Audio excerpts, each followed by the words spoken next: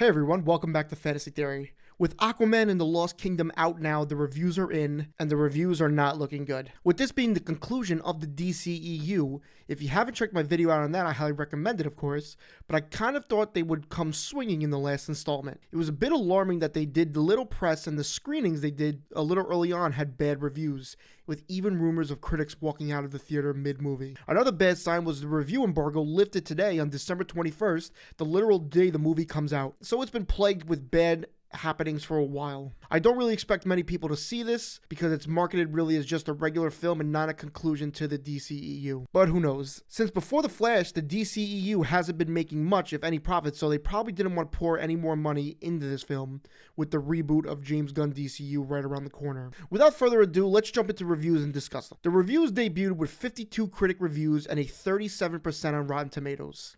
At the time of recording this, there's been no audience scores, but maybe I'll make an update video when I put in a review for the movie. That is, of course, if I decide to see it. Let's go through some of these reviews. Let's start with the good. Aquaman and the Lost Kingdom proves Hollywood hasn't forgotten how to have fun with its franchise tentpoles. In fact, the film's wholehearted embrace of comic book ridiculousness may be just a shot in the arm the genre needs right now. I don't know if this guy knows it, but this is the last of the DCEU. A pleasant, largely entertaining time with a character whose big screen portrayal was one of DCEU's rare successes. Thanks to its freewheeling attitude and committed ensemble cast, it closes a cinematic chapter in a silly but satisfying enough way. The movie doesn't sink nor swim. It's aggressively fine, floating along as a breezy enough outing and a brotherly one at that, without any particularly spectacular strokes. The good thing is that it's not trying to be anything different, and the focus is on its thrills rather than it taking itself too seriously, even when it dips its toes in the pool of deep and meaningful. With all these good reviews, I'm noticing that the movie is lighthearted and doesn't take itself too serious. I also want to point out, so far these reviews haven't went over a rating of 3 out of 5. Maybe I'm just expecting a bit more for the final installment of the DCEU, but it seems more like they just wanted to get this out and not really spend money on it, which I understand a little bit, but they should have went out with a bang somewhat. I also can't help but think the reviews are taking small shots at the film, even though they are good ones.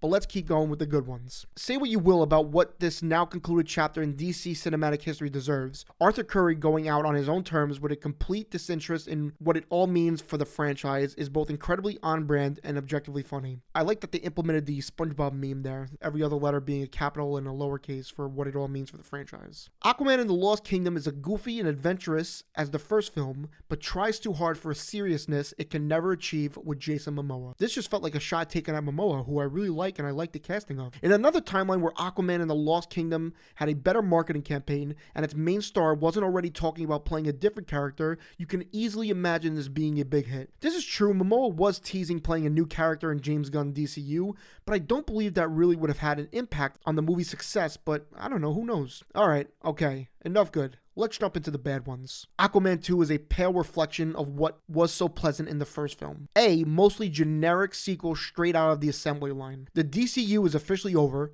Aquaman and the Lost Kingdom is the final entry in a decade of messy, hit-or-miss DC films. A franchise farewell so underwhelming, nary a tear will be shed over its passing. It's a fittingly messy way to end the entire DCEU. Aquaman and the Lost Kingdom closes the book on the DCEU as a microcosm and parody of the franchise as a whole. A far cry from its predecessor, the film suffers from multiple visions and an unfocused execution. Ultimately, a shell of what it could have been. A lot to take in here. A messy way to end a franchise, too many ideas not executed well, but it's a fitting way to end the up and down DCEU. At a moment when DC Films is pivoting to a new era, which will involve rethinking its iconic characters, the vestige of the previous regime cannot help but feel like an underwhelming afterthought. The Lost Kingdom becomes more and more formulaic as it digs into the mythos, as if the movies were caught between being its own thing and being nothing at all. This movie seems to be an afterthought, which is what I feel like it is. Why pour money into something that has no weight moving forward for the rebooted DCU? A little upsetting, but understandable. Feels like they chalked this one up as a loss already and wanted to minimize losses. Anyway, I would read more, but it hurts a bit to read them. Maybe the audience score will be different, but I don't picture a lot of people going out and seeing this movie. Let me know what you think and what you thought of the movie if you're going to see it. I want to see it, but who knows if I will with the holiday season going on right now. Maybe after Christmas I will, but who knows. Anyway, please like, comment, and subscribe,